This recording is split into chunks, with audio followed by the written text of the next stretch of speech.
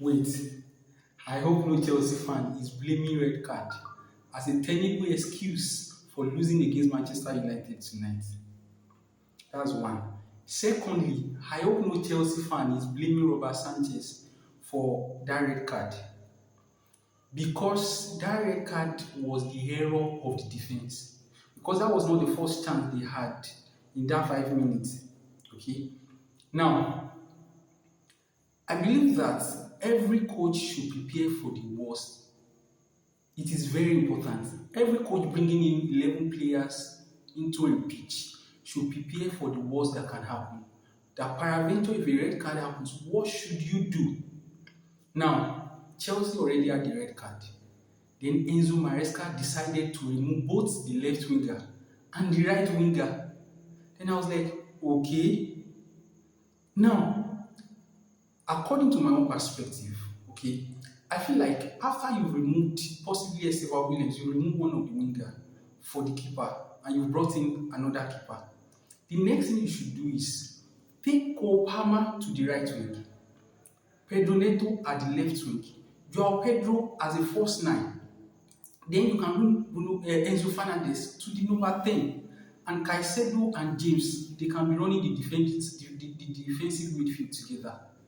With that, you can still be able to accommodate Manchester United. Now, if you've not forgotten, when Newcastle was playing Chelsea last season, Nicholas Jackson collected the red card and they were leading us by 1-0 and we're still be able to hold down that match. We literally controlled the game until they scored their second goal at the very dying minute and they beat us 2-0. Okay, so removing your two wingers, as far as I'm concerned, I already saw it as a big error. Now, leaving that, you were so unlucky, Cole Palmer got injured. And in my head, I was literally screaming, can you just bring in Garnacho? Okay, Cole Palmer already got injured. You've moved him to the right wing.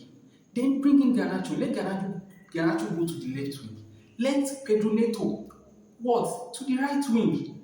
Then Joao Pedro can still stay in his first 9 position. I feel like it was literally, he could have been able to accommodate this match tonight. Because after he removed all the front row, he removed all the attacker and left Joao Pedro, the players were doing nothing. They were confused. They could not push the ball forward. So it was easy for Manchester to dominate the whole midfield, the whole wing, and it was easy for them to get those goals. Because I feel like if he had been able to manage that game well, we could have been able to control that game at least. Even if there would have been goal margin, it would have been like a single. Because some of the goals they scored were goals that could have been avoided. If not because the defense, they were trying to run high line. Because I didn't even understand this whole idea of high line. Ball is going behind you.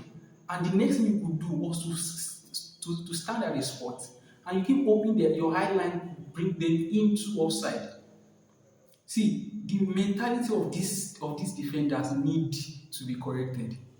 Okay, now moving on from there, after the whole substitution, in my head, I was thinking at the second half that you will bring in Garnacho. Now, everyone saw you talking to Garnacho, so we thought you wanted to bring him in, only for him to leave him on the bench. Whatsoever Manchester United did to you today, or whatsoever Amorim has told you, Enzo Maresca today, I feel that you really worked on you. Because as far as I'm concerned, Garnacho could have been Chelsea escape route into this match. Now, what do I mean is that Garnacho had played in Old Trafford. To an extent, he understood that pitch. To an extent, he could supply one or two information or two idea about how to play tonight's match. Him coming to that pitch could have given us an escape. Because eventually we came back into the game in the second half and we tried to dominate them to an extent. So you chose Kyrie George over Garnacho. I don't understand. To an extent, tonight's match is solely on Enzo Maresca. I will not blame it on red card. I will not blame it on Robert Sanchez. I will blame it on Enzo Maresca. Please, I will encourage that you do well to like, comment, and subscribe. Thank you.